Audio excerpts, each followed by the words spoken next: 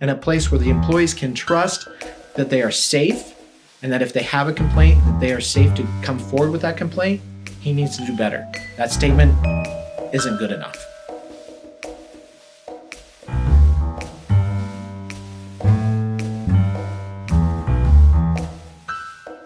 Hello and welcome back to the Marcus Williams Training Academy podcast, where we talk about all things misconduct. Today is another segment of our series, Misconduct in the News, and we will be talking about Dark Horse Comics. But before we get started, please remember to subscribe, hit the notification button, leave a review, share with your friends. Let other people know about my podcast. I really appreciate it. Also, we are still accepting submissions for people who want to be guests on the podcast. So if you have ever been involved or seen or witnessed or somehow been impacted by misconduct in the workplace or at school in a Title IX situation, we want to hear your story. Odds are someone else out there has also been through what you've been through, and it's very validating for them to hear someone else share that story so that they know that they're not alone. If you go to my website at williamsconsultgroup.com/podcast, you can fill out a form and I will get in touch. Okay, let's jump right into it.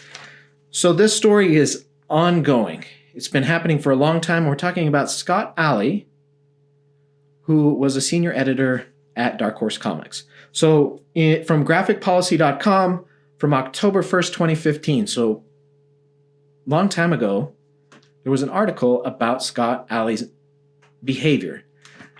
This may be surprising to you, or maybe not. Maybe you've seen this type of behavior in the workplace, but basically Scott Allie was a 2-year-old with a biting problem. He bit his coworkers. You would think that someone who did that, that's a physical assault. They would be in jail. This wouldn't be a topic about misconduct and whether or not he should be fired. But that's what he did, is he bit people. In fact, he's made such a habit of this behavior that there have been jokes about it internally at Dark Horse for years, according to the article. He was known for two things: his out-of-control behavior while drunk and biting. He had a drinking problem, he was an alcoholic, and he would bite people. Bizarre. So the author in this article is talking about why this was allowed to go on for so long, and he said that when you're part of the team, you are expected to put that team first, even to the point of ignoring bad behavior. If you stop ignoring that behavior and make the mistake of speaking up, well, you're not part of the team anymore. You're a problem. And I apologize, the author is Janelle M. Asselin, and I hope I'm pronouncing her name right. So she said, this sends a message over and over again that people who are one of the gang, no matter how badly they behave, are valued above people who refuse to ignore harassment and assault. This is a very common theme in the stories that we talk about, where behavior, misconduct is allowed to continue and go on and on and on because it's just not dealt with.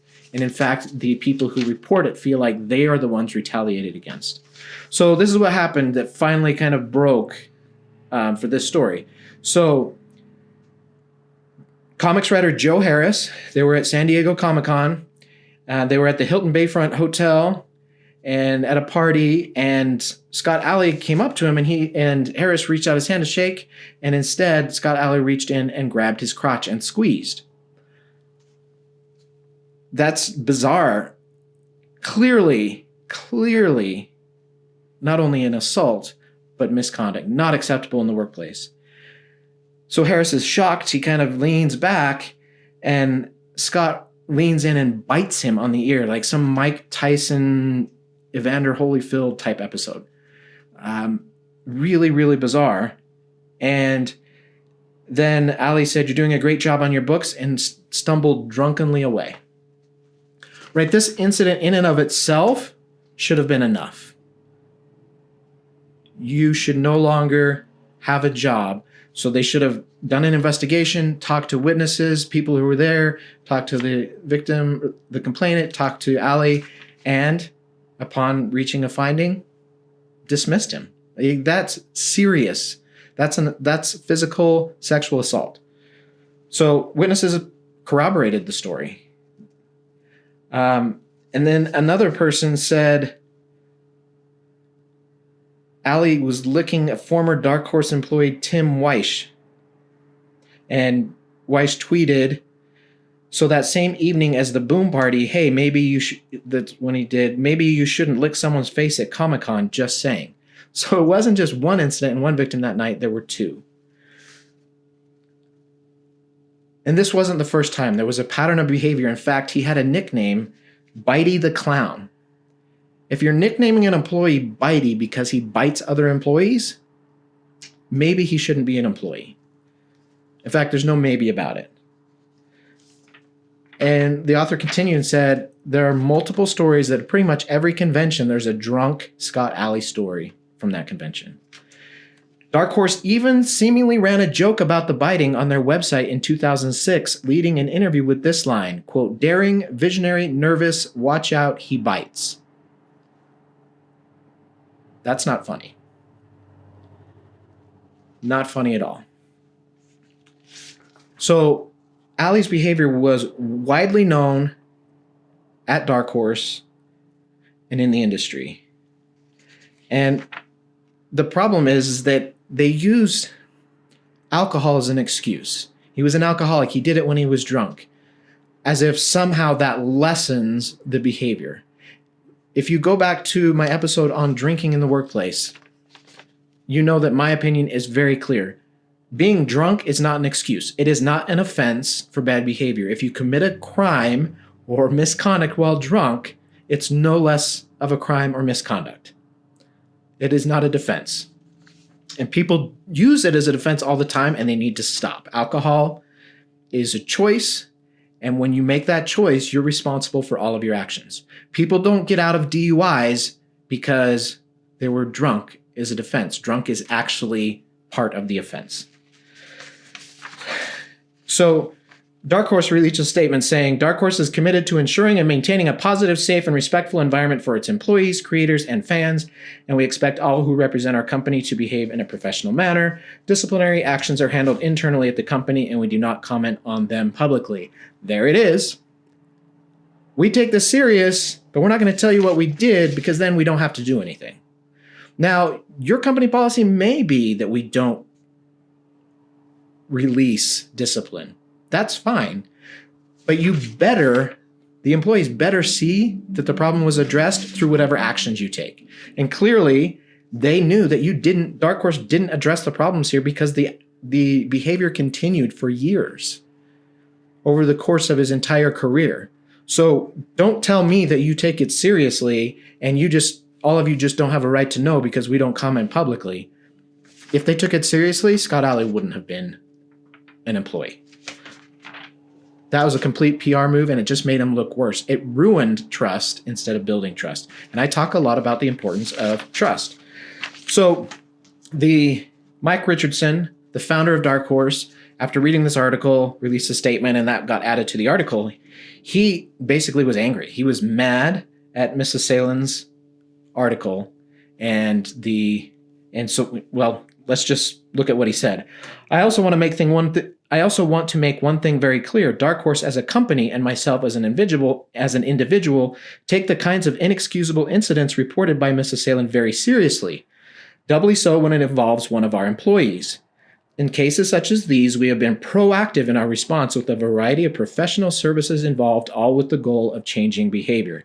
That's the problem. The goal wasn't in actually responding to the behavior, it's in changing future behavior.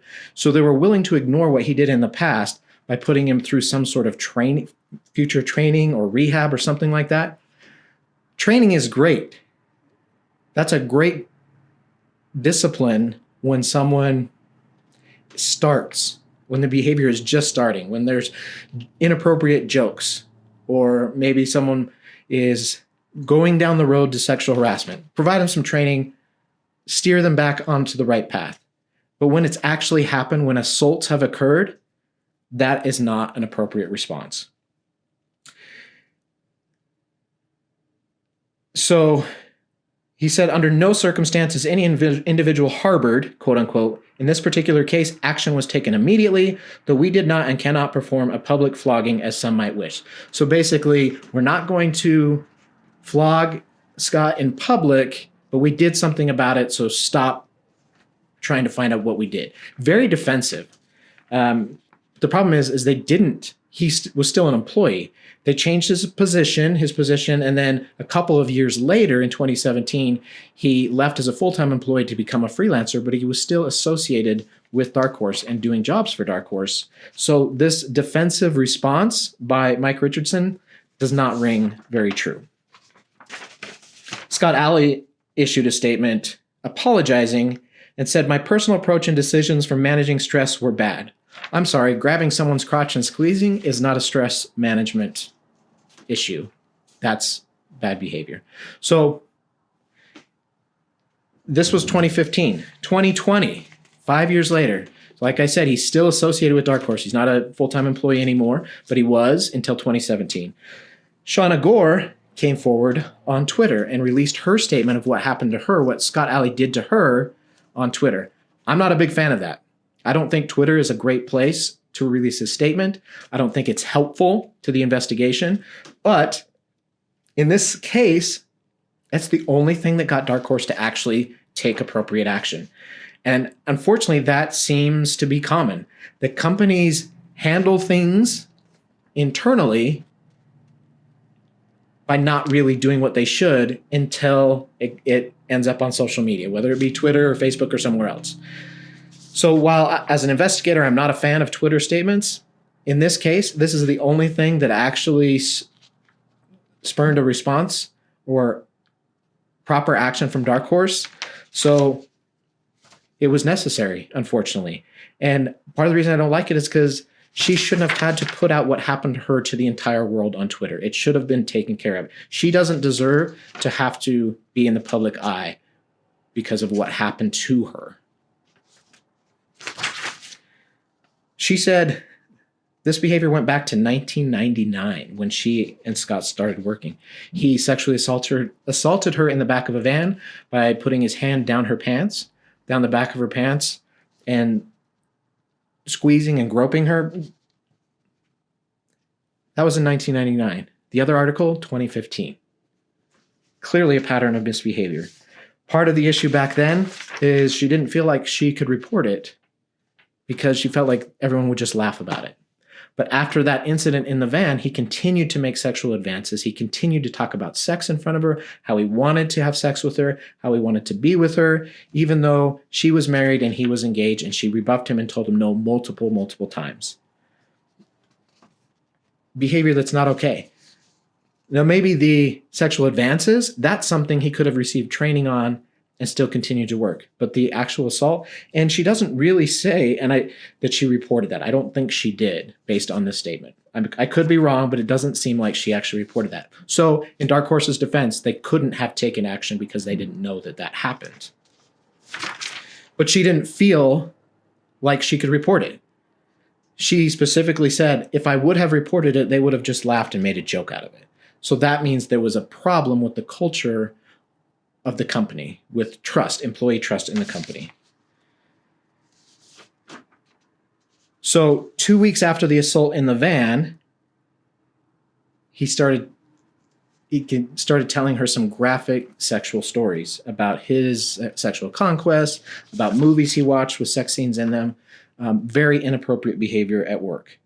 She left Dark Horse and then came back later to work under him as a mentor, hoping that time had kind of eased that, and it started all over again. He told her he was still sexually attracted to her, and he started sexually harassing her again. She said, Scott's physicality with me and pressure to be sexual with him continued, but it became part of the fabric of our everyday existence.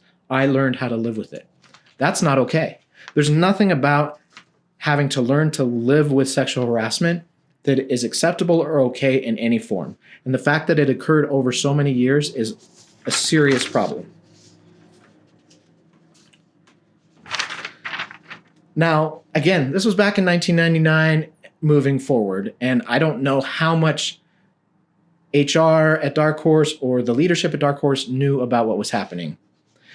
So they can't take action on that. But from the previous article, we know that they were aware of his behavior because of his nicknames and the jokes that they made, especially about his biting.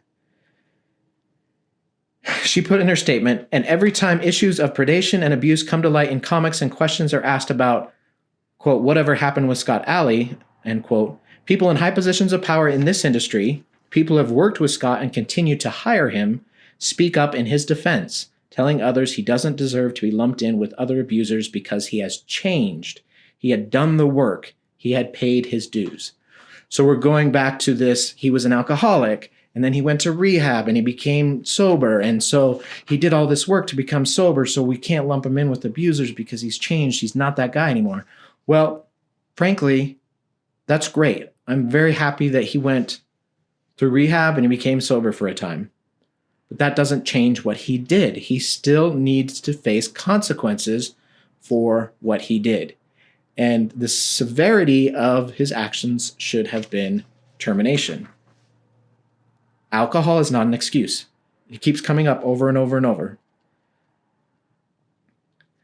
As someone who suffered physical humiliation at his hands more times than I can count, and whose career was impacted in numerous ways by his turbulent feelings toward me, none of which involved his drinking problem, I am speaking up now to say that Scott has not changed, because he has not yet addressed the things he has done that were not related to drinking.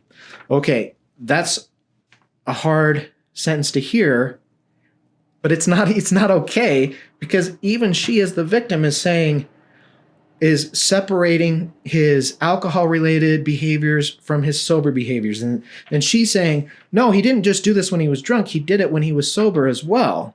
So this isn't about his drinking problem. It's not about going to rehab and getting sober. But the problem is that there is no line. She shouldn't have to be drawing a line about behaviors that happen when drunk and when sober. That doesn't make a difference. The behaviors are the same. And clearly in her statement, she was impacted negatively no matter the state of Allie's inebriation. So she put out this statement, Shauna Gore, on Twitter, and then that's when things started to happen. So Gizmodo Article from June of 2020, Dark Horse finally cuts ties with editor Scott Allie after new sexual abuse claims. Well, they're not really new. The claims are from old behavior. But they came out and people started listening. It became public, so people started responding to and sharing their stories and their support as well. So after Gore came forward publicly, Hellboy creator Mike Mignola shared his support for her, declaring that he would not work with Allie again. Quote, I believe Shauna Gore, he wrote. Given what I have read today, I will be discontinuing working with Scott Allie. Dark Horse itself, the article continues, shared Mignola's statement indicating that stance applied to the publisher as well. Quote, Dark Horse supports Mike Mignola and this decision.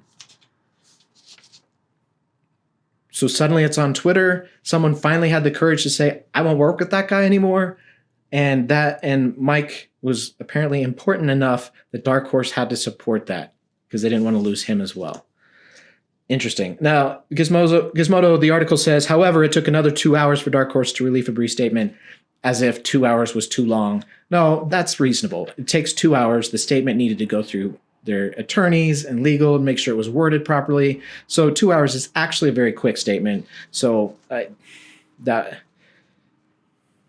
author needs to give him at least a little break there. The statement was effective immediately. Dark Horse Comics will not be working with Scott Allie now or in the future. His removal from every Dark Horse project will be followed by sincere and active change. Dark Horse Comics will dedicate itself to ensuring that this will not ever happen again within our company. We can and will do better. So this is the problem, though. The article back in 2015, they said essentially the same thing, not as strong, but essentially the same thing, that sexual harassment had no place in their company. Yet, 5 years later, he was still working there. So hopefully this time they mean it. They did sever ties with Scott Allie. They're not working with him anymore, which is great, but he's now a freelancer. So basically they just stopped his contracts, canceled his contracts. He wasn't fired because he didn't work for them anymore. Kind of got away easy on that one.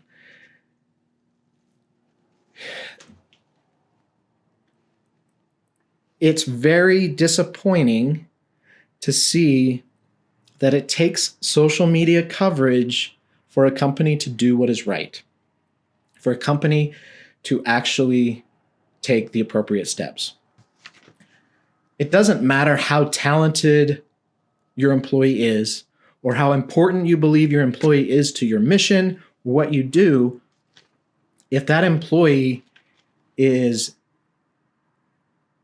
harassing, assaulting, basically creating a toxic environment for other talent, for other employees, the negative far outweighs whatever positive productivity is happening. You're destroying the company, you're destroying your culture, you're destroying trust by allowing it to continue. And Dark Horse let it continue for way too long. They clearly knew about it for much longer. Mignola said, comics need to do better. We all need to be more accountable. All companies need to have responsive HR departments. Companies need to recommend training about what to do when they hear about assault, harassment, or inappropriate behavior from coworkers or colleagues. As a creator, I need to do better. I need to set a better example, both in the stories I tell and the people I choose to tell them with. It's a great statement. Very true. Not just HR departments, but the leadership as well. I think sometimes HR departments want to do the right thing, but the leadership steps in and says, no, we have a different path or a different plan. They don't accept the conclusions of the HR professionals. But on the other hand, human resources professionals don't get in-depth training on how to conduct these type of investigations. What would have happened if the HR department had conducted a very thorough investigation, brought that investigation to the leadership and said, this is what we have, it's definitive? It would have been much harder for the leadership to not take action in that case. That's part of what we offer here at Marcus Williams Training Academy, to put in a little plug for our training courses. But that's our mission, is to help investigators do a more thorough and more complete investigation so that they can stand by those decisions and so that the leaders can make the right decisions based on thorough investigations. Richardson said, they released a second statement to Twitter. And Richardson said, I knew he had problems related to alcohol. I also knew he was extremely harsh with those employees working under him. I allowed this behavior to happen. I tend to think I can fix the behavior of people. I thought this was Scott, that I could in some way fix him and change his behavior. A horrible mistake on my part that caused harm that can never be undone. Well, he's right about that. It did cause harm that can never be undone, and he allowed the behavior to happen. So there are some correct things in this statement. But the problem is, again, he's focusing on the alcohol, not on the behaviors. Because if we focus on the alcohol, we don't have to acknowledge or take responsibility for the misconduct. It's about alcoholism, which is a disease, instead of about groping and biting, which is a crime. You're lessening the behavior by talking about alcohol instead. And even still, after all this happened and they cut ties, Richardson is still minimizing the behavior by focusing on alcohol and being harsh with employees under him. So is grabbing someone's crotch, is that hard? What does that mean there? We're not talking about he was a harsh boss. We're talking about sexual assault and harassment. So again, I don't know if Richardson gets it. I don't know if he understands it or if this is what his lawyers told him to say. But it's not. Once again, he's trying to skirt and minimize the actual issue. And if he really is truly dedicated to change and making Dark Horse Comics a better place to work and a place where the employees can trust that they are safe and that if they have a complaint, that they are safe to come forward with that complaint, he needs to do better. That statement isn't good enough. It's just not. He needs to acknowledge what Scott Allie actually did. Not that he was a drunk, but what the behavior he actually engaged in, which was assault and harassment. Well, like always, my goal is that I want companies to do better. I truly hope that Dark Horse Comics has turned a corner, that they're doing better, that they will be better, that they will rebuild trust with their employees. I hope it turns into a great place to work and that they've learned from this. But that's my analysis of how they handled the situation and kind of what went down from the publicly available information. They didn't handle it well. They didn't handle it quickly. They didn't handle it properly. And they allowed this behavior continue. They destroyed the careers and potential stars in their company through trying to save someone that didn't deserve it. Everyone deserves a second chance, but that doesn't mean it needed to be at Dark Horse. He should have been fired and maybe given a chance to start over somewhere else. I don't know, but the behavior that he exhibited was definitely enough for him to be let go. And I don't think anyone out there would disagree with that. And unfortunately, they didn't. So again, in the future, I hope it gets better and they do better. All right, that's our episode of Misconduct in the News. Again, please subscribe, share with your friends, and get in touch. If you would like to be a guest on the podcast, get in touch. We are committed to maintaining your anonymity if you so choose, because I know it can be scary to share your story publicly and name names and companies. We are committed to just getting the stories out. So if you want to remain anonymous, don't let that stop you from talking, from telling us your story. Thank you again, and we will see you next time on the Marcus Williams Training Academy podcast.